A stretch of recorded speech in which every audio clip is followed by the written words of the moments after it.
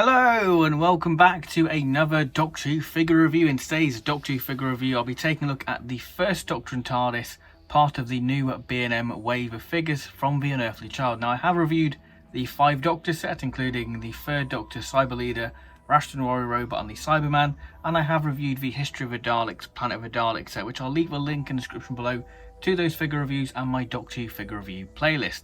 So the way this video is going to work is I'm going to obviously take a look at the packaging, the articulation and detail, and do a comparison to the other first Doctor figure from The Unearthly Child, and do a classic TARDIS lineup showing you all the classic TARDISes that have been released in the character options figure line as well.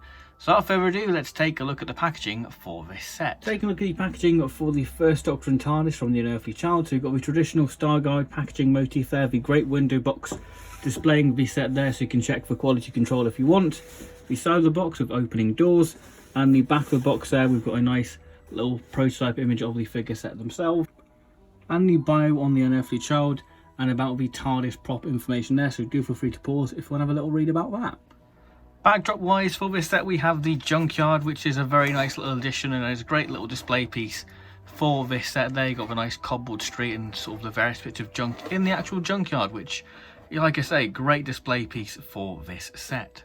Starting this review off with the first Doctor figure. Now this is a very interesting first Doctor figure to say the least, as this has been slightly retooled from the single carded Unearthly Child first Doctor figure, which we'll compare in a minute. As you can see, we've had the cloak removed to give us this very interesting variant of the first Doctor. Now this costume variant is seen on screen for about 3 seconds. Once the first Doctor takes his cloak off, he still has his scarf on, and I think that's basically what this is based off, like a 3-second costume. So let's take a look at the articulation for little Billy Hartnell. Articulation wise for the first Doctor, the head can move side to side but is hindered by the scarf. The arms can do a full 360 degree turn, 360 at the bicep, bend at the elbow, wrist can do a 360, and the waist can turn ever so slightly but are hindered by the coat, and the same with the legs, can kick out ever so slightly and to the side a little bit, again hindered by the coat, 360 at the thigh, and of course bend at the knee. Detail wise for the first Doctor, so we kick off with the head sculpt. The hat is done very well, the Arkisan hat. As you can see, we've got the lovely textured pattern design there, which is done very nice, the lovely little indentation there, and I love the sort of design and pattern motif that character options have managed to replicate on this figure.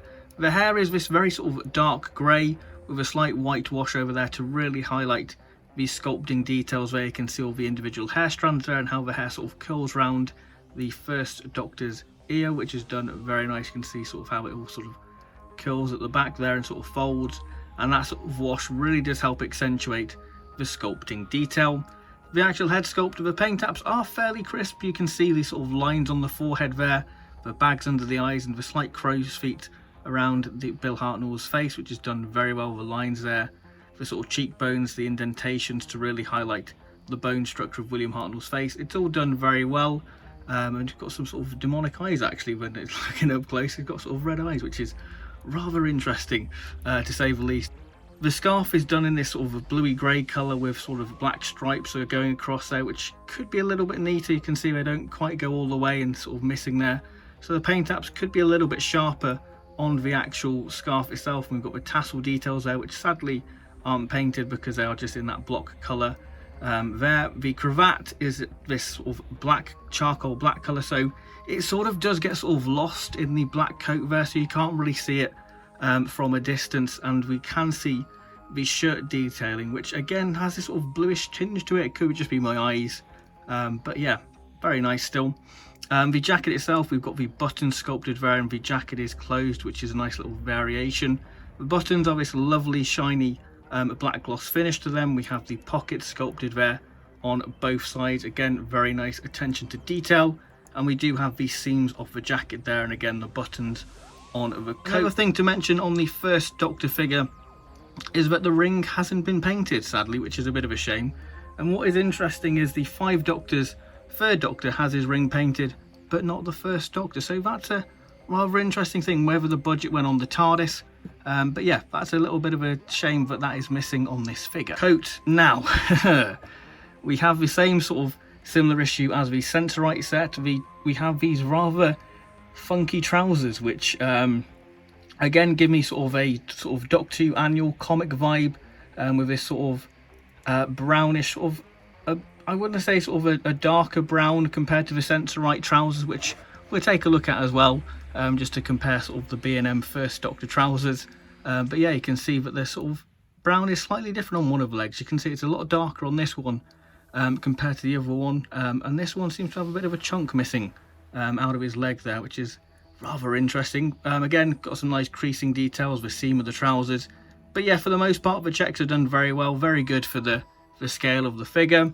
And again, the shoes are done very nice, so sort of a brown sort of spat design with a darker chocolate brown colour there to sort of help accentuate the sort of creasing of the leather of the shoes there.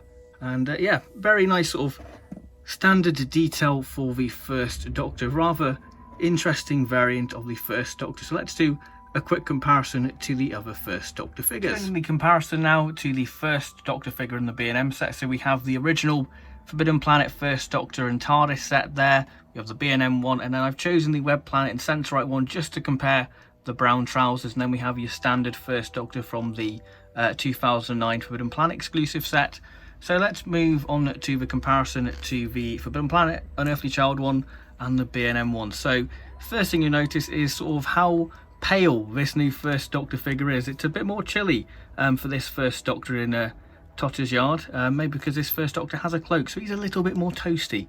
But you can see the difference in the paint apps, how more crisp and clean the Forbidden Planet one is compared to the B&M one. It just looks a lot more realistic to the First Doctor, whereas this has sort of more of a cartoon finish to it. The hat has more of a glossy finish compared to the Forbidden Planet one, and the hair is slightly more darker, and the scarf is a lot more bluey than sort of a grey sort of finish what the Forbidden Planet one has. And like I say, the cravat is blue on this one, so it really does pop on the figure. And sadly, it's slightly lost on the B&M one just being black. It would have been nice if this figure maybe had a tie to represent sort of the pilot episode. That would have been quite cool. But yeah, the sort of jacket is very much the same. Like I said, the ring is painted on this First Doctor figure compared to the B&M one. But then again, you can see the difference in the trousers there. You have the actual First Doctor trousers from the episode compared to this sort of more annual cartoon look to the First Doctor, and you can see the shoes have more of a black finish to the more brown finish on the B&M version. So that is the difference. Obviously this one has a cloak, but yeah, slightly a bit of retooling there. So if we move to sort of the trousers now, you can see how different they are for sort of more of a brown finish to them. This has more of a darker brown compared to that sort of lighter brown finish to the other ones there, which is rather interesting, and you can see the differences there. So that is the little comparison. The TARDIS, yes, the main selling point for this set for many people, myself included. And this TARDIS has had a bit of work done to it, much like the Abominable Snowmen set. We've got a new roof there with a new lantern and some new windows. Of course, I will be doing sort of the detail for this and giving you a closer look. We don't have to worry about articulation for this because, you know, the TARDIS doesn't really have articulation unless you count the doors. But yes, the doors to open, which is a standard feature for these B&M sets. And of course, we do have the button to close it, and I will be doing a comparison to the Forbidden Planet First Doctor TARDIS and then the classic TARDIS lineup. So let's move on to the detail now. We've had a quick look at this TARDIS's articulation. So the new lantern, which is done very well with this lovely sort of funnel lens detail, the nice sort of ridge detailing there. Hopefully you can see it. This very nice little addition that is. And we have the sort of black sort of lamp house with a nice wash. And the TARDIS itself has sort of been moulded in this sort of grey blue sort of plastic with this sort of wash over it. Again, the wash does vary between TARDIS. So if you want a more sort of weathered TARDIS, then, you know, go and B&M and have a little look. But yeah, the wash does really help accentuate that sort of wood grain effect there. We've got the nice sort of corner posts there of the TARDIS. And again, you can see sort of where this new roof is joined. It's not too noticeable. It was a bit noticeable when you first saw the photos, but having it in hand, it's not too bad. Personally, I don't really mind actually. When we have of course, the police box sort of sign there, which has this nice sort of black background again, slight wash over it. And then we have the new windows, which has sort of a more sort of pebbled finish to them, and again a slight wash over it, which really does give this TARDIS sort of that grubby grimy look to it, and I think that's really nice, that sort of pebbled detail on the windows there, which makes it very accurate. Again, we have the sign there, which is done very nice with a nice sort of border, which I think is more representing the pilot's TARDIS. Of course, we have the gold lock, which I think should be a little bit lower. And rather interestingly, we have the St. John Ambulance logo sort of ripped off and faded, because they can't use the St. John Ambulance logo anymore, because it's a rights thing. They've sort of withdrawn it from the BBC, I think. So character options have been very clever and give sort of that illusion that it is there, because it is a prominent thing within the first Doctor TARDIS. And I think that this TARDIS acts more of a later first Doctor TARDIS than sort of An Unearthly Child, because of obviously the St. John Ambulance logo not being there. But again, we continue that sort of great wash over there, and you can see sort of the Artex lumps of the TARDIS, which is done very well. Nice bit of weathering. We have the new fin base, again, nice little bit of wood grain detailing, and again very much the same detailing on the side. Again, great sort of Artex look of the TARDIS. A great look at the windows there, sort of that nice sort of a black wash to really help grime the TARDIS up, and see that it's a well traveled machine already, and sort of fits that junkyard look. Again, we still have the sort of ugly sort of speaker hole and sort of battery compartment, but this TARDIS is non-electronic. Sadly, it'd be great if this TARDIS lighted up actually, because I think that it would be a beautiful TARDIS. But yeah, very much your standard classic TARDIS detail, the Artex and the wood grain effect. And like I say, you can see the sort of window detailing there, all very nice detail for this TARDIS, what you'd come to expect with the B&M line. So let's do a little comparison to the first Doctor TARDIS collection. So instantly you're hit with how vibrant the Forbidden Planet TARDIS is compared to the new B&M one, and I have to say I do prefer the colour of this TARDIS. Even though this is more accurate in terms of colour, I just think this is more TARDIS to me in terms of the blue.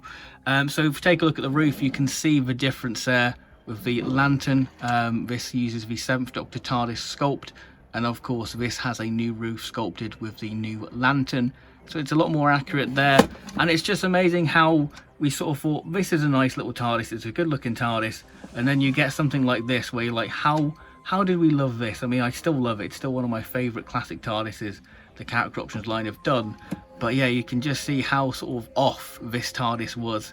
The sign's different. This has sort of more of the classic TARDIS font, whereas I think this has more of a new series font, I think, and a different sort of background. This has more of a traditional black background instead of the blue. The windows are different in terms of like the grating. This has sort of the pebbled effect there. This has more of a speckled effect there. As you can see, it is different. The sign's different. It's a lot more weathered and different font on the new B&M one. And of course this I think has more of the pilot look. Again, it has that sort of white frame over it, and this one of course does have the St. John Ambulance logo. Again, you can see the difference in weathering on these TARDISes there, which is very cool. So if you move to the side, again you can see the difference of the base. This has the new accurate base compared to the more chunky one. Maybe that's to do with the electronics, but yeah, you can really see the difference in colour and weathering there, and sort of the difference in the roof and how much that roof makes this TARDIS look like something straight out of the Dalek Invasion of Earth. You can definitely see this by the River Thames, really, by that famous sign. Of course we have the speaker grill, because this is actually electronic, unlike this one.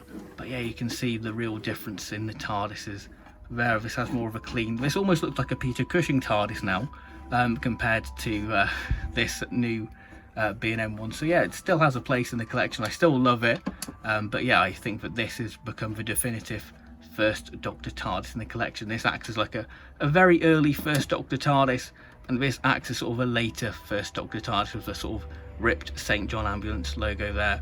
But yeah, that is a comparison. Let's do a quick TARDIS lineup and then do my overall thoughts on this set. So there we have it, the classic TARDIS lineup. The 2 first Doctor TARDISes, the 2 second Doctor TARDISes, 2 third Doctor TARDISes, 3 fourth Doctor TARDISes, and then the 3 80s boxes at the end. So yeah, the classic TARDIS lineup has definitely grown since the B&M line has started, and yeah, it looks absolutely stunning to have all these wonderful classic variations of the TARDIS. So there we go.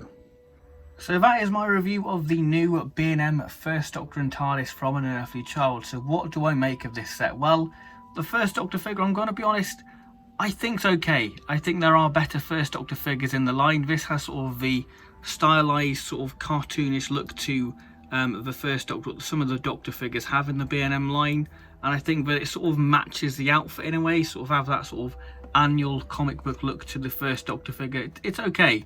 You know, I think that it's okay. It's an interesting variant of the first Doctor. I think a lot of people would have probably preferred a cloaked version of the first Doctor and sort of painted the scarf white and say it's from the 10th planet. Granted, character options can still do this. I think that it's an okay first Doctor figure, and I think that if you don't have the Unearthly Child first Doctor figure, then it's a good way to get said figure.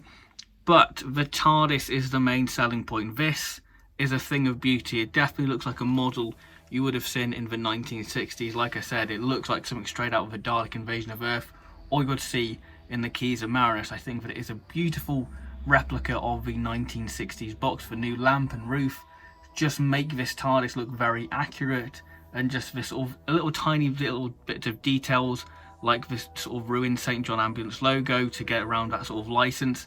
The windows actually having sort of ledges there, it just makes it seem like a very accurate TARDIS, and a lot of work has gone in to make this TARDIS look as good it is. And yeah, like I said, when you did the comparison, you can see how the sort of much care and how different the TARDISes have evolved, and how much better they look now with having this sort of additional tooling to make it look as good as they can. And I absolutely love this TARDIS. I think it's one of my favourites and has now become the definitive first Doctor TARDIS in my collection. So thank you very much for watching this figure review. I hope that you've enjoyed it, and if you've enjoyed this video, then please do like and subscribe, because it really does help the channel out and grow. So thank you very much for watching, and I'll see you next time for more Doctor Who B&M reviews. So thank you very much, and goodbye.